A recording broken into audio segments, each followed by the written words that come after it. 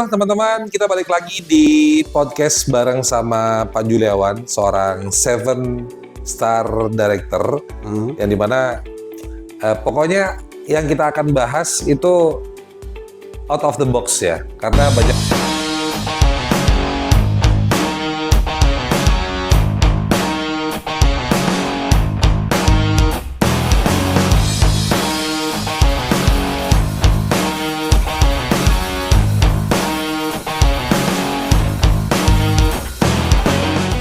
banyak orang yang penasaran tentang sebenarnya kesehatan itu perlu dijaga, wajib dijaga, karena dibilang perlu, tapi nggak semua orang mau untuk jaga kesehatan, Pak.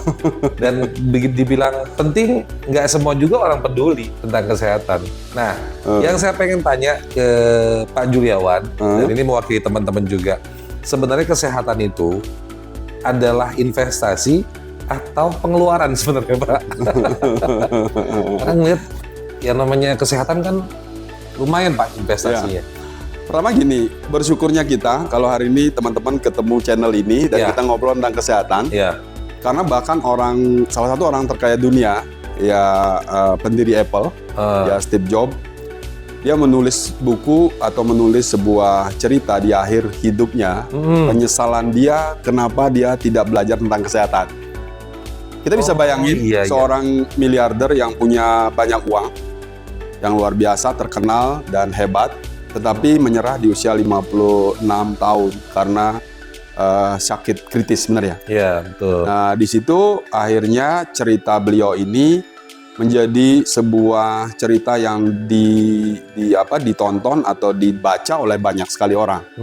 Bahwa betapa sebenarnya kita penting untuk belajar tentang kesehatan. Apapun ilmu yang kita pelajari, apapun bisnis kita, apapun profesi kita, maka kesehatan adalah sesuatu yang sangat penting untuk dipelajari dan terutama diterapkan tentunya, sehingga kita bisa sehat.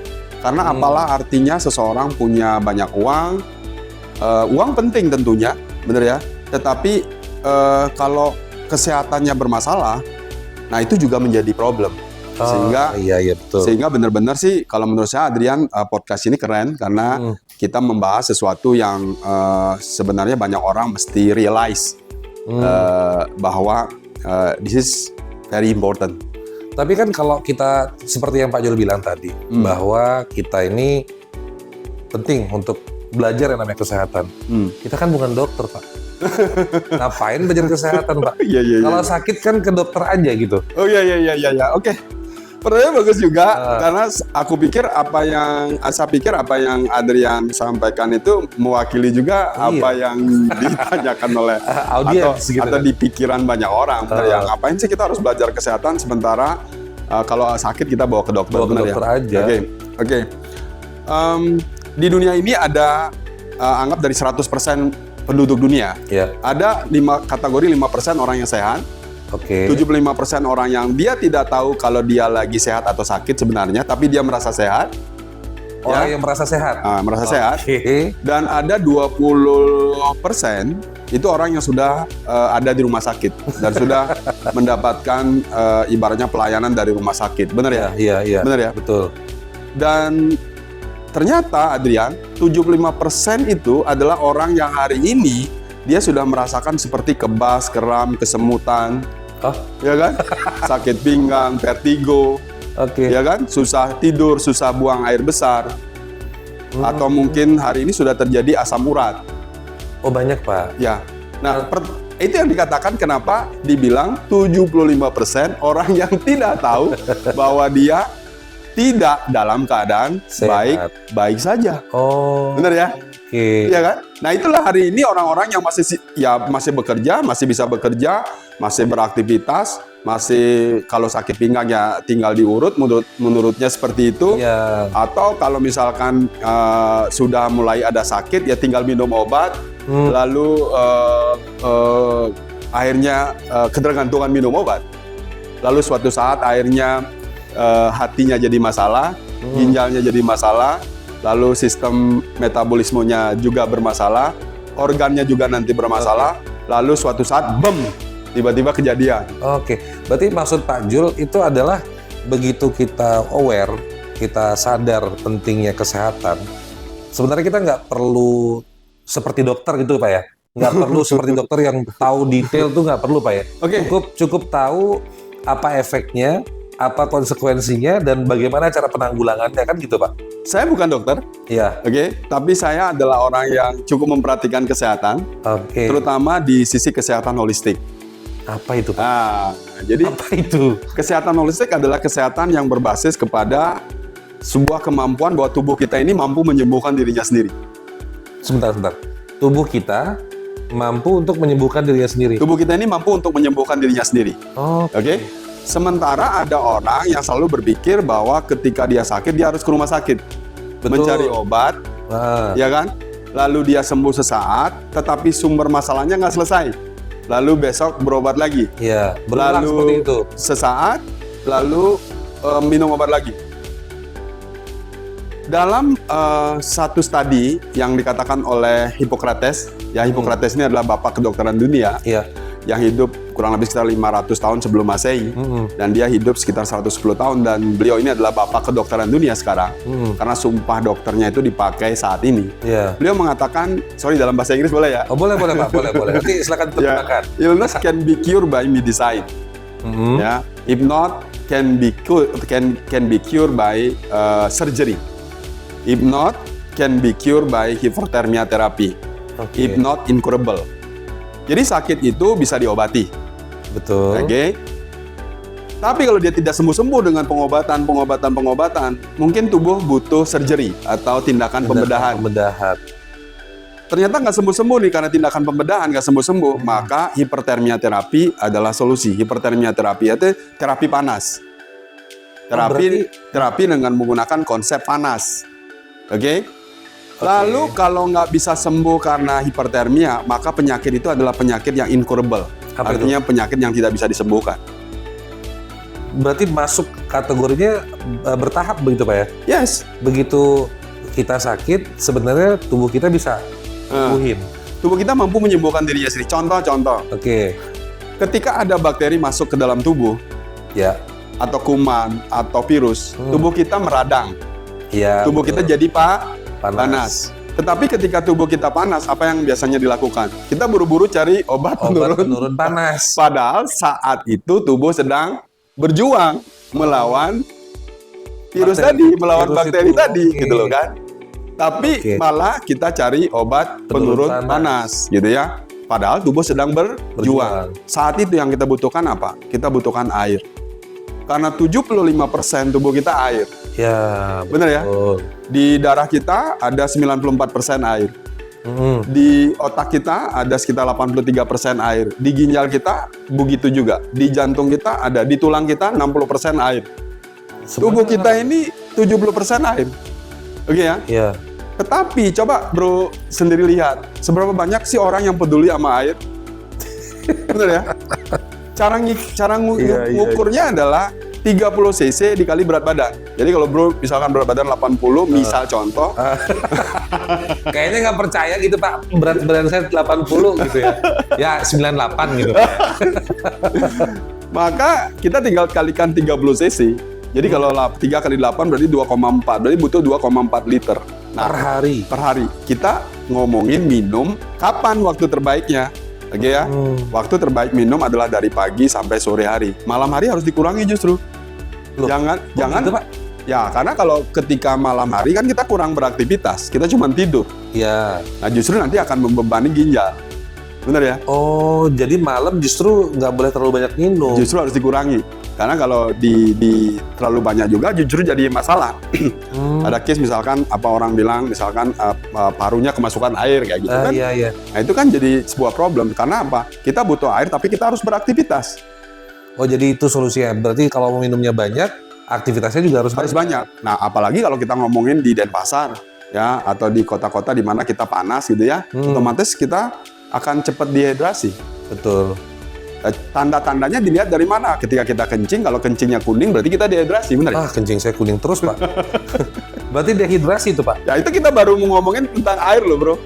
Iya. Bener ya? Iya. Belum lagi kita ngomongin misalkan apa? Pikiran. Mana ngaruh, Pak, pikiran sama Hubungannya gini, Bro Adrian. Darah kita menjadi mengental ketika kita stres. Darah mengental ketika kita stres. Oke? Darah mengental kalau dia kurangan air. Iya, pasti. Darah menjadi tidak sehat kalau kita tidak tidur lelap. Deep sleep, oke. Oke ya? Iya. Darah menjadi tidak sehat karena sudah teracuni. Entah dengan junk food, iya kan? Entah dengan minum obat yang berlebihan, yang tidak bisa lagi dikelola dengan baik dan tidak keluar lewat feses atau racun, tapi justru membebani darah. Oke. Begitu darah dibebani terlalu banyak dan darah menjadi kental, maka mungkin nggak terjadi namanya penyakit degeneratif. Penyakit yang akan bertambah terus seiring perjalanan usia. Mungkin. Bisa hipertensi, bisa stroke, bisa gagal jantung, bisa kanker. Sebentar, atau Pak. juga penyakit-penyakit yang lain. Oke, saya potong ya Pak ya. Boleh. Tadi kan Bapak bilang kalau kekentalan darah itu akhirnya banyak faktornya. Stres, kurang air, terus apa tadi Pak? Stres, kurang air, terus obat. Minum obat terlalu banyak. Kita kurang olahraga. Kurang olahraga. Yes, menjadi penyebab. Berarti bisa disimpulkan kita ini sebenarnya kekentalan darahnya nggak baik gitu Pak? Pasti kental. Pasti kental. Oke. Pasti kental. Kalau faktornya itu kan semua orang alamin soalnya. Pasti. Maka dari itu, ya mau nggak mau, pertanyaannya begini sekarang. Apakah Bro Adrian akan menyerahkan seluruh masalah kesehatannya ke dokter? Atau sadar sendiri bahwa sebenarnya tubuh kita mampu menyembuhkan dirinya sendiri asal faktor-faktor tadi itu diperhatikan. Yang kurang air, kurang tidur. Semua diperhatiin. Oke. Semua diperhatiin. Jadi kita yang aware, kita yang sadar bahwa kalau kita kurang air, kita harus minum lebih banyak air. Kalau kita kurang tidur, kita harus tidur. Iya. Benar ya? Deep sleep. Deep sleep. Kalau kita konsumsi obat terlalu banyak, kurangi. Kan nggak bisa Pak. Kenapa nggak bisa? Apa yang Bro pilih? Apakah Bro harus menimbun obat di dalam tubuh Bro dan itu menjadi penyakit atau mengurangi itu? Contoh kayak ibu saya nih Pak. Ya. Ibu saya itu kan kebas ya, kebas. Terus akhirnya di rumah itu wajib ada satu obat yang emang dia harus minum setiap malam supaya kebas-kebasnya hilang. Lah itu berarti kan harus minum obat tiap hari dong Pak. Dan seumur hidup, benar? Iya sih. Dan seumur hidup. Iya. Pertanyaannya adalah apakah membiarkan kondisi itu yang akhirnya merusak hati, lalu suatu saat hatinya bermasalah, lalu hati yang bermasalah ini akan merusak ginjal, lalu karena darahnya terus mengental, lalu akhirnya nanti kerja jantung jadi masalah dan seluruh organ jadi masalah. Tapi itu disaranin di ini loh Pak. Maksudnya banyak orang No problem. pakai obat itu. Lakukan, tetapi ada satu yang harus dilakukan berikutnya. Apa Pak? Sadar bahwa tubuh kita mampu menyembuhkan dirinya sendiri dengan cara apa? Dengan melakukan kegiatan-kegiatan tadi dan mengurangi hal-hal yang harus dikurangi, lalu melakukan yang namanya hipertermia terapi. Nah, hipertermia terapi ini belum begitu banyak dikenal, tetapi nanti kita ceritain. Oke. Jadi kalau di dunia, terutama di teknologi modern seperti Eropa gitu ya, itu ada namanya hipertermia terapi. Dan sekarang China dengan kemajuan teknologinya, dia juga bisa mengambil beberapa teknologi mutakhir yang bisa dipakai sebagai alat yang bisa dipakai untuk membantu pengobatan. Boleh dikatakan bukan pengobatan, tapi ini lebih kepada pendekatan fisika. Fisik kita dilakukan sebuah terapi, di mana terapi ini bisa berangkat dari fisioterapi yang bekerja di saraf darah otot. Kalau kita misalkan punya kebas, kram, kesemutan, itu cukup fisioterapi. Kedua adalah namanya fototerapi, menggunakan konsep cahaya tampak dari sinar matahari dan mengambil 3 inti dasar dari cahaya yang tampak tadi, yang dipakai untuk sesuai peruntukannya. Seperti sinar biru itu untuk virus dan bakteri, sinar merah itu untuk regenerasi sel dan antiinflamasi peradangan, ya. Lalu sinar magenta itu dipakai untuk hipertermia terapi atau terapi panas untuk mengurangi risiko toksin yang berlebihan dalam tubuh kita itu akan dikeluarkan dalam detox. Oke ya. Oke. Nah, Bro bisa memilih jalan kimia atau Bro melakukan jalan holistik dengan melakukan konsep seperti hipertermia terapi ini yang kita pakai untuk menstimulus tubuh kita untuk mendapatkan apa yang dia tidak dapatkan selama ini. Contoh Maksudnya dalam, nggak bisa didapetin dari obat, Pak? ya tentu. Oh, Contoh misalkan gini, tentu konsepnya harus kembali ke konsepnya Hippocrates tadi, ya. Obat, ngobatin diri sendiri. yes, terus, obat. Kedua, pembedahan. pembedahan. Ketiga adalah hipertermia terapi. Karena kalau hipertermia terapi tidak bisa lagi membantu, maka incurable, tidak bisa disembuhkan. Sembuhkan. Gitu ya. Ya, kita kan kembali lagi kepada Tuhan jadinya, oke. kepada takdir itu kan gitu ya. Karena ibaratnya manusia akan dibuat lahir, hidup dan sakit suatu saat meninggal. Udah, kita harus terima. Terakhir itu namanya memento mori. Terakhir harus diterima, benar ya? Iya, Benar ya? iya. Berarti itu pilihan, Pak ya? Ya, Berarti itu pilihan kalau seandainya ada orang-orang yang mungkin ngalamin hal seperti itu, ada cara-cara pengobatan yang nggak selalu harus minum obat. ada. Gitu ya, Pak ya? Ada. Tapi Ada. kan seberapa banyak orang yang, maaf ini Pak ya, percaya bahwa cuman disinar doang masa sembuh. cuman digetar-getar doang masa sembuh. Masa sembuh. Itu dari mana logika pengobatannya gitu loh, Pak? Kalau menurut saya jangan berlogika, lakukan aja. Iya kan? Benar ya? Oke. Pertanyaannya adalah ketika seperti NASA melakukan satu riset bahwa dalam 4 dekade Ya. ke belakang ini, riset NASA itu setiap kali mereka terbang ke luar angkasa, dia menggunakan infrared, sinar merah. Iya, betul. Oke, Iya. Terus, artikelnya bicara seperti itu. Ya, jadi memang faktanya begitu, risetnya Iya, begitu. Iya. Dan ketika disinari sinar merah, maka sel ini akan bertumbuh. Mitokondrianya yang rusak itu bertumbuh. Ada sel perusak, sel yang tua itu tergantikan, dan ada sel muda yang tumbuh. Dari infrared. Yes. Bro, percaya atau enggak, sederhananya begini. Ada matahari menyinari pohon. Iya.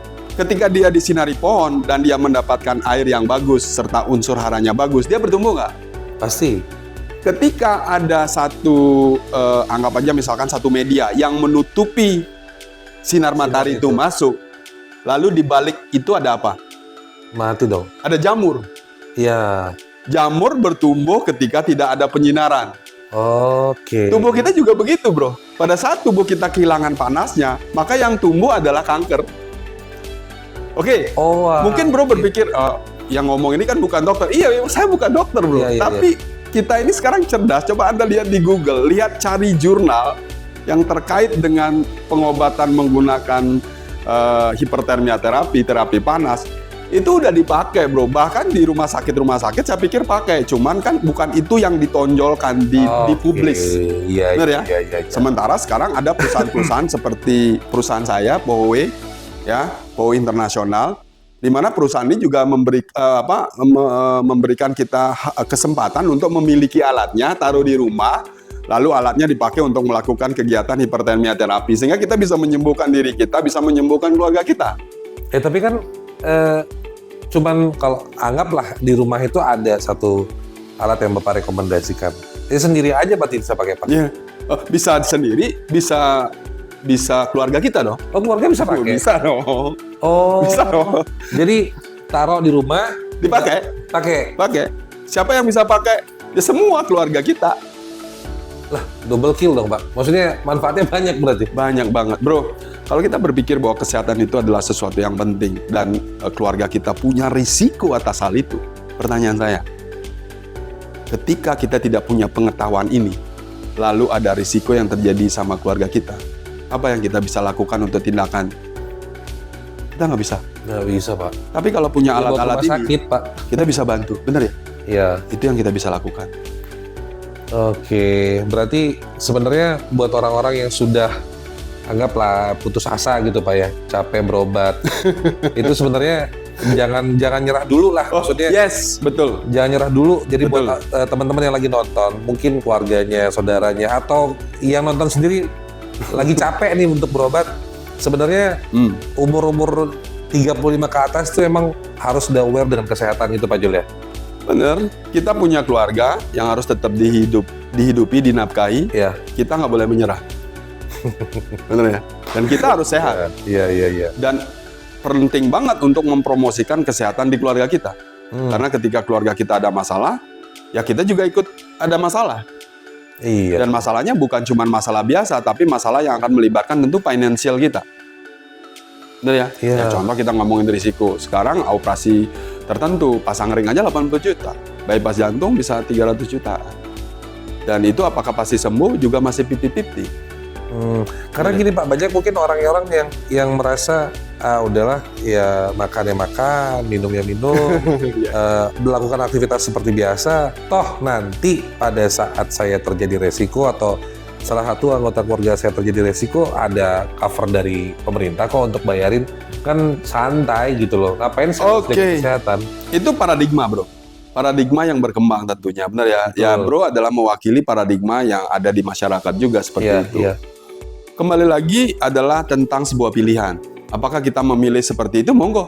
Nggak ada yang larang juga dengan pemikiran seperti itu, benar ya? Iya. Tapi kalau kita memilih untuk menjadi pengendali atas hal itu, aware terhadap hal itu, lalu kita mengurangi risiko-risiko yang seperti itu, apakah bukan itu sebuah tindakan yang bijaksana?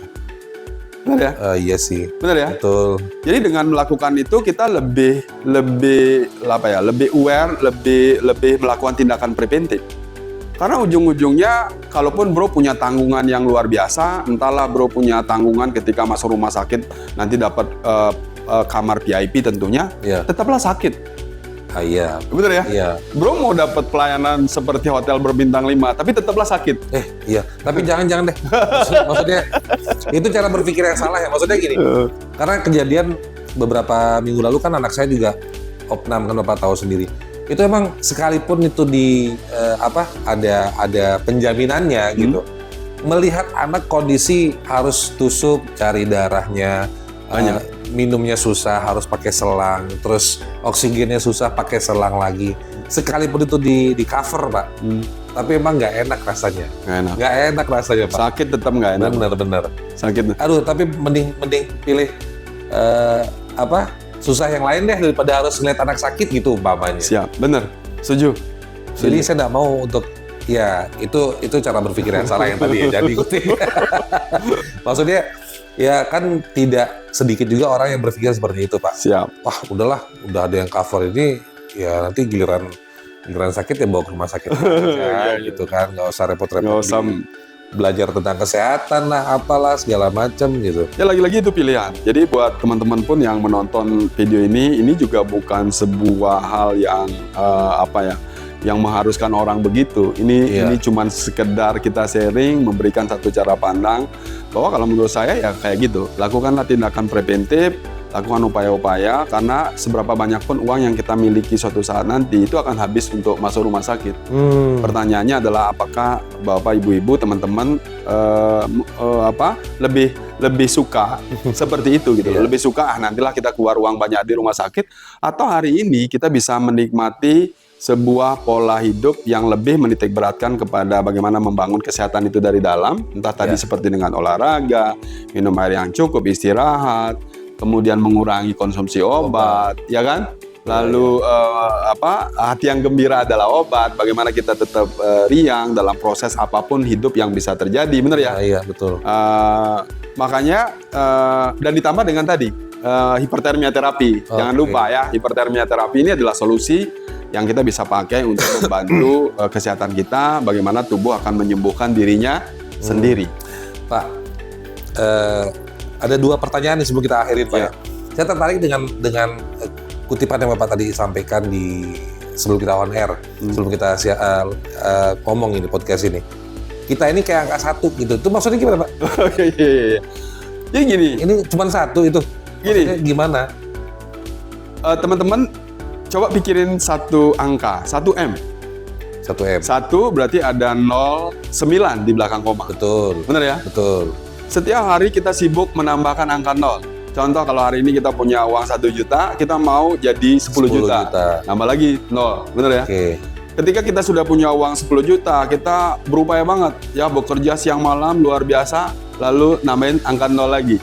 Jadi 100 juta. Ya. Bekerja hebat, mungkin setelah 10 tahun, 20 tahun, lalu ada uang 1M. Oke? Apalah artinya semua deretan angka 0 ya di belakang angka 1 ketika angka 1-nya hilang? Ini 0 Pak. 0 semuanya. Seberapa banyak pun ada 0 di belakang, ketika angka 1 ini berubah jadi angka 0, maka semuanya 0. nggak ada artinya. Ya itu perumpamaan bahwa ketika kita kehilangan kesehatan, ketika kita kehilangan angka 1 ini, maka seberapa upaya pun yang kita lakukan selama ini untuk mengumpulkan 0 di belakang angka 0 tadi, maka kita sudah kehilangan segala-galanya ketika kita kehilangan kesehatan kita. Tuh, dengerin. Jadi kenapa orang bilang kesehatan itu nomor 1? Karena begitu satunya nggak ada, 0 di belakangnya juga nggak berarti gitu, Pak ya. Nah, tadi Bapak bicara tentang hipertermia. Hipertermia terapi, ya. Hipertermia terapi gitu, Ya. Pak ya. Nah, mungkin buat teman-teman yang lagi nonton, itu tekniknya kayak apa? Tekniknya simpel banget. Jadi kalau Bro melakukan itu, Bro tinggal duduk aja. Maksudnya duduk aja. sehat gitu, Pak? Duduk aja, lalu kami akan pasangkan teknologinya. Lalu Bro tinggal 30 menit aja duduk menikmati itu, ya kan? Lalu selesai. Gitu doang? Gitu doang. Oke? Nggak pakai keringetan lari-lari gitu, Pak? Dan dia akan keluar keringet. Ah, serius, Pak? Iya. Ya dengan melakukan hipertermia itu, duduk aja begitu dia keluar keringat. Dan itu artinya apa? Yang keluar itu adalah toksin atau racun yang ada dalam tubuh kita. Oh, keluar dari keringat. Yes. Dan setelah itu kita akan merasa fresh, enak. Biasanya tidur kita lebih lelap. Itu, sorry nih Pak, boleh coba? Maksud saya teman-teman siapa tahu nih, siapa tahu teman-teman pengen tahu kayak gimana teknologinya, itu gimana kita mau booking lah, anggap seperti itu. Kayak mau ke dokter booking dulu apa gimana? Oh ya, buat teman-teman yang mau mencoba hipertermia terapi, boleh datang ke kantor, gitu ya.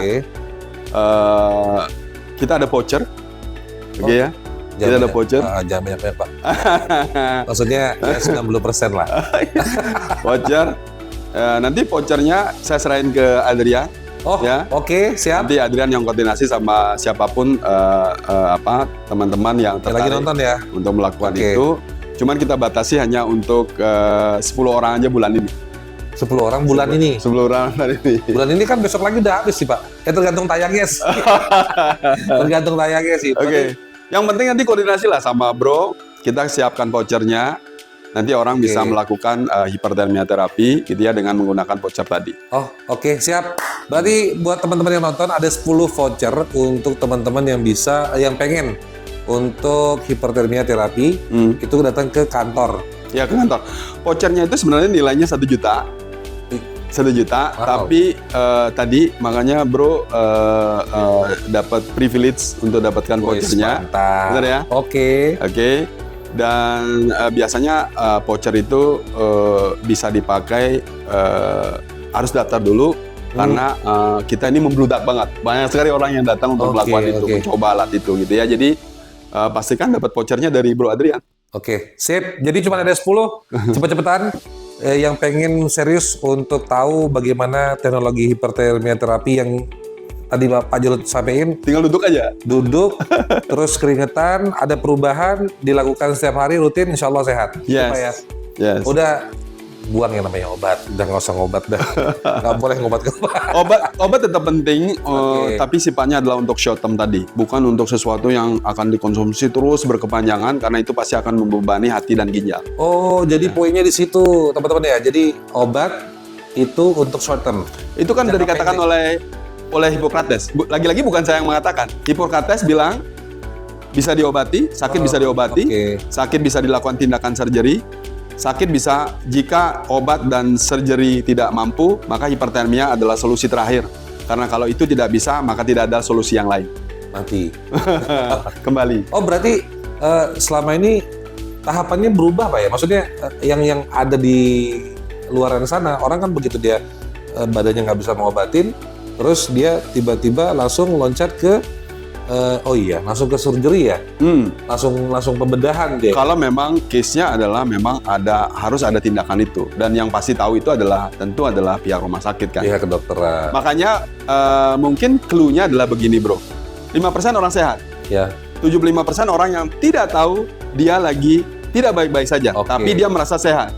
Ya orang yang kebas, kram, kesemutan, sakit pinggang, susah buang air besar, susah tidur, vertigo. Benar ya? Atau 20% orang yang harus melakukan perawatan di rumah sakit. Nah, ini nih buat teman-teman nih yang masih 75% ini Berarti nih. Pak Jul Mesti coba hipertermia terapi. nyampein ini berarti emang banyak orang yang 75% Pak ya. Masih sibuk bekerja, tapi sudah kebas keram kesemutan tadi. Tapi memang sebenarnya itu tanda Pak ya. Itu alarm dari tubuh sendiri Yes, sebenarnya. betul banget. Cuman kita cuek gitu biasanya. Betul banget. Cuman kesemutan biasa. Betul banget. Oke, sip. Pak Jul, terima kasih vouchernya. Nanti mudah-mudahan teman yang nonton ini bisa langsung inilah gercep untuk yang mau dapat vouchernya aja ya, cuma 10 soalnya. Satu bulan ini hanya 10 voucher yang dikasih Pak Jul ke saya. Jadi buat yang serius pengen sehat, kenapa nggak dimanfaatin? Gitu Pak ya. Betul. Nah berarti sebenarnya kesimpulannya yang namanya kesehatan itu bukan kesehatan itu adalah investasi Pak ya, bukan pengeluaran. Bukan pengeluaran, dia adalah investasi. Karena ketika kita sehat, kita bisa melakukan banyak hal untuk mendapatkan uang itu lagi. Ketika kita sakit, kita sudah kehilangan kesempatan itu. Dan Tunggu sakit atau investasikan dulu diri kita untuk kesehatan, lalu kita menjadi produktif dan bisa menghasilkan income dari kesehatan kita. Oke, Pak Jul, terima kasih banyak. Saya. Oke, jadi itu dia ngobrol-ngobrol kita. Sekalipun nggak panjang, tapi mudah-mudahan bermanfaat ya.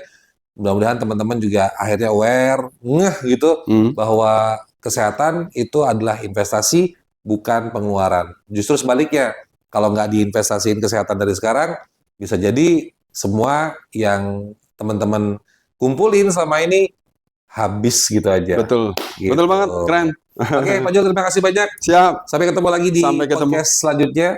Selamat malam. Ya, bye. Bye-bye. Thank you. Oke.